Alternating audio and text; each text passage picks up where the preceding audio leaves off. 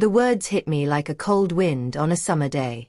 I was standing in our kitchen, stirring soup, the smell of carrots and thyme filling the air, when my daughter Lily, barely 16, looked at me with hard eyes and said, "You're not our real mom, you know."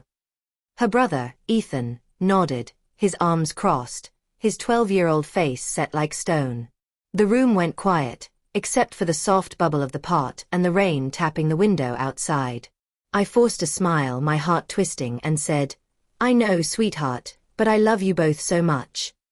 Inside, I was breaking, but I couldn't let them see. They were my kids, stepkids, sure, but mine in every way that mattered. Or so I thought until that moment. Pause for reflection. Gentle piano fades in, slow and heavy. Imagery, rain on a kitchen window, a steaming pot, a trembling hand holding a spoon. My name is Anna, and I've always wanted a family.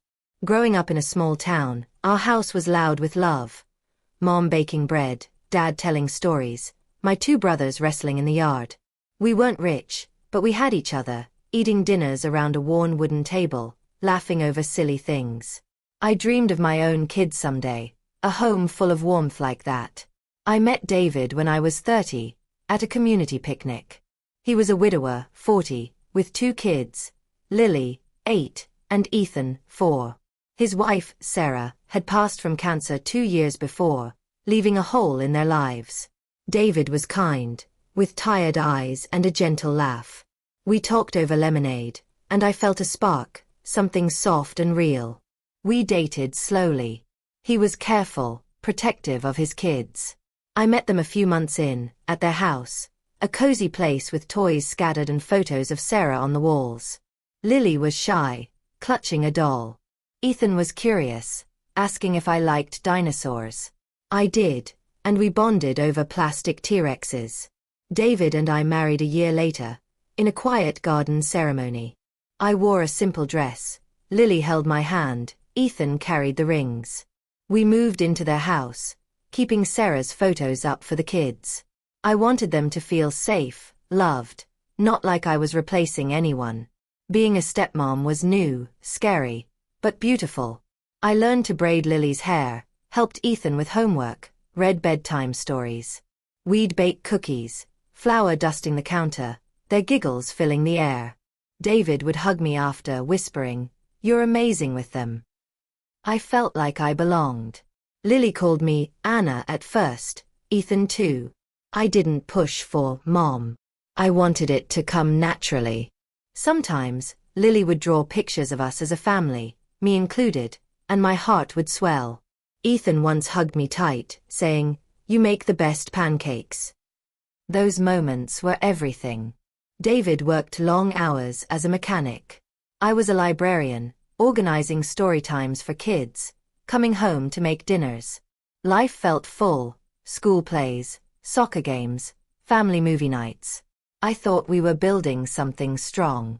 But there were shadows. Lily would get quiet sometimes, staring at Sarah's photo. Ethan asked once, "Where's Mommy now?" I'd explain gently, "She's watching over you always." I tried to honor Sarah, keeping her memory alive, but it was hard knowing I'd never be her. Transition. Soft strings join piano, warm but wistful. Imagery, a family photo on a mantel, a child's drawing, a cozy living room. The first signs of trouble were small, like pebbles before a landslide. Lily started pulling away at 10, spending more time in her room. "Just growing up," David said, but I worried. She'd snap if I asked about school, saying, "You don't get it." I'd nod, try to listen, but her walls went up. Ethan was easier, still cuddly, but he'd mimic Lily sometimes, rolling his eyes when I suggested games.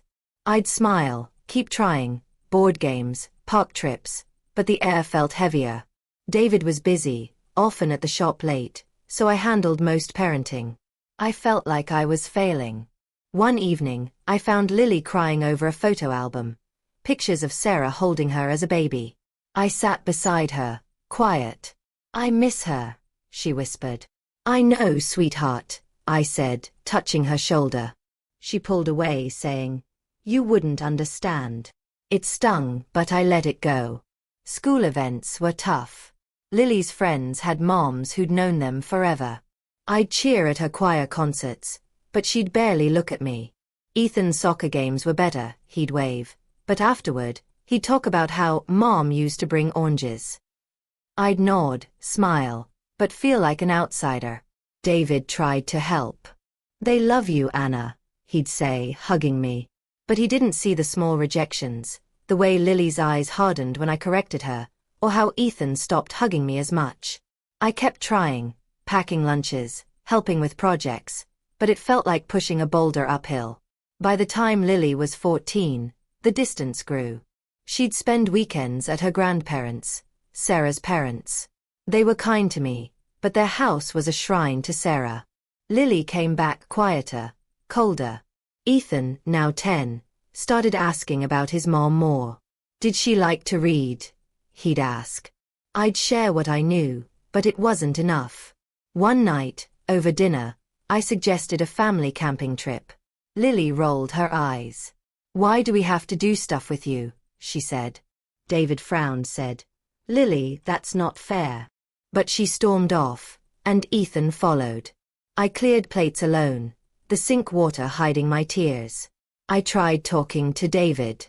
"They don't want me," I said, voice low. He held my hand. "They're kids, Anna. They'll come around." But I wasn't sure. The house felt less like home, more like a place I was visiting. Lily's 15th birthday was hard. I planned a party, cake, balloons, her friends. She smiled for photos but barely thanked me. Later, I overheard her on the phone. "Anna tries too hard. She's not Mom." My heart sank. I wanted to be enough, but I wasn't.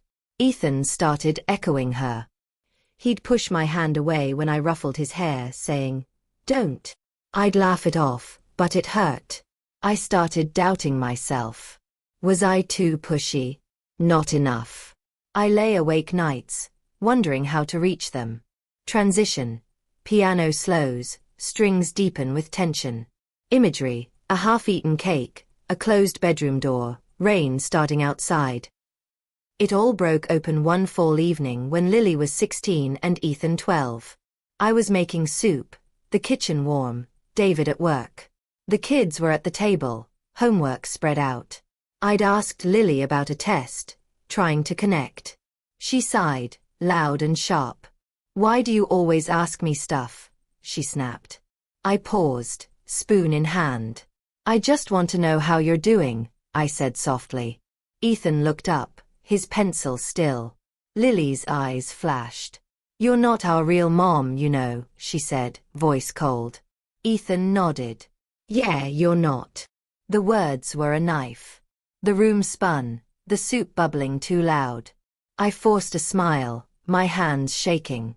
"I know, sweetheart, but I love you both so much," I said. Lily rolled her eyes, grabbed her books, and left. Ethan followed, leaving me alone. I turned off the stove, sat at the table, and let the tears come. Rain pounded outside, matching the storm in my chest. I'd given everything, years of love, patience, trying to be their mom, but it wasn't enough. They saw me as a stranger, not family.